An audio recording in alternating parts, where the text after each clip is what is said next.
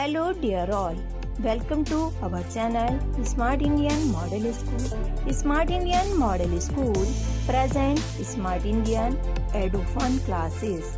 EduFun online classes includes course studies of playgroup to class 12, emotional and communication skills, happiness classes and DIY activities. Hello dear students, this is your assistant teacher Swati Rajput.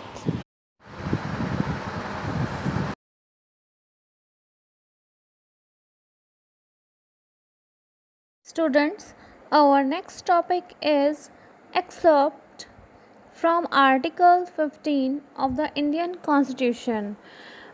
It mean student हमारे Indian constitution में जो article 15 है उसके कुछ अंश या फिर कुछ मेन पॉइंट्स उसके बारे में हम जानेंगे. So let's start. Prohibition of discrimination on grounds of religion, race, caste, sex और place of birth. It means student किसी भी पर्सन के साथ उसके धर्म, उसकी जाति, उसकी लिंग या फिर उसके बर्थ प्लेस के बेसिस पर डिस्क्रिमिनेशन करना प्रोहिबिटेड है. Look at the point 1. The state shall not discriminate against any citizen on grounds only of religion, race, caste, birth place और एनी ऑफ दैम. आर्टिकल 15 में कहा गया है कि स्टूडेंट राज्य इट मीन्स स्टेट किसी भी सिटीज़न के साथ उसके धर्म, उसकी जाति, उसके लिंग, उसके जन्म स्थान या फिर इनमें से किसी के बेसिस पर कोई भी डिस्क्रिमिनेशन नहीं करेगा, कोई भी भेदभाव नहीं करेगा. Point number 2. No citizen shall on grounds only of religion, race, caste, sex, place of birth, or any of them be subject to any disability, liability, restrictions, or condition with regard to a. access to shop, public restaurants, hotels, and place of public entertainment, or b. the use of wells, tanks, bathing ghats, roads, and places of public resorts maintained wholly or partially out of state funds or dedicated to the use of general public. It means student कोई भी citizen केवल अपने religion, caste, birth place, sex इनमें से किसी के भी basis पर दुकानों, रेस्टोरेंट्स, होटलों और किसी भी एंटरटेनमेंट के प्लेस में उसका जो प्रवेश है वो वर्जित नहीं होगा.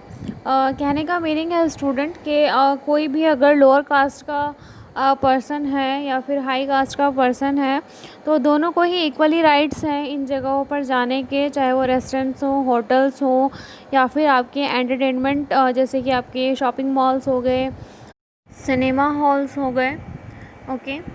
नेक्स्ट, जितनी भी आपकी पब्लिक प्रॉपर्टीज़ हैं जैसे कि जो पब्लिक के लिए यूज़ के लिए बनाई गई हैं, जैसे कि आपके कुएँ हैं, तालाब हैं, बाथिंग घाट हैं मतलब नहाने वाले जो जहाँ पर लोग नहाते हैं नदियों में, सड़कें हैं, तो कोई भी ऐसी जगह पर उनको जाने से कोई नहीं रोक सकता on the basis of their religion, their caste, there birth place और देयर सेक्स. ठीक है. तो ये सब पॉइंट्स हैं जो आर्टिकल 15 में दिए गए हैं कि इस तरह की इनइक्वालिटी को ख़त्म किया जा सके, जो कि हम अपने रियल लाइफ में भी कई जगह देखते हैं. स्टूडेंट्स, हमारा नेक्स्ट और लास्ट टॉपिक है इस चैप्टर का, challenge of democracy. Look at the paragraph student. No country can be described as being completely democratic. It means किसी भी कंट्री को पूरी तरह से डेमोक्रेटिक नहीं कहा जा सकता है. There are always communities and individuals trying to expand the ideas of democracy and push for a greater recognition of equality on the existing as well as new issues.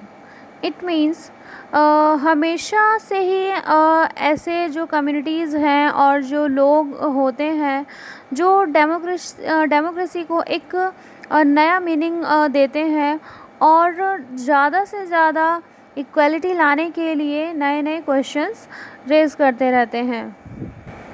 Central to this is the struggle for the recognition of all persons as equal and for their dignity to be maintained. In this book, you will read about how these issues of equality affects various aspects of our daily lives in a democratic India. Means इसका जो एक central point है, ये एक ऐसा struggle है जो सभी लोगों को इक्वालिटी और उनकी डिग्निटी मेंटेन करने के पक्ष में ऑलवेज़ कंटिन्यू स्ट्रगल इसे हम कहेंगे. इस बुक में हम पढ़ेंगे कि किस तरह से जो इक्वालिटी है उसका जो इक्वालिटी का जो प्रश्न है वो कैसे इंडियन डेमोक्रेसी में हमारे लाइफ के बहुत सी चीज़ों को इफ़ेक्ट करता है. As you read these chapters, think about whether the equality of all persons and their beings able to maintain their dignity is upheld.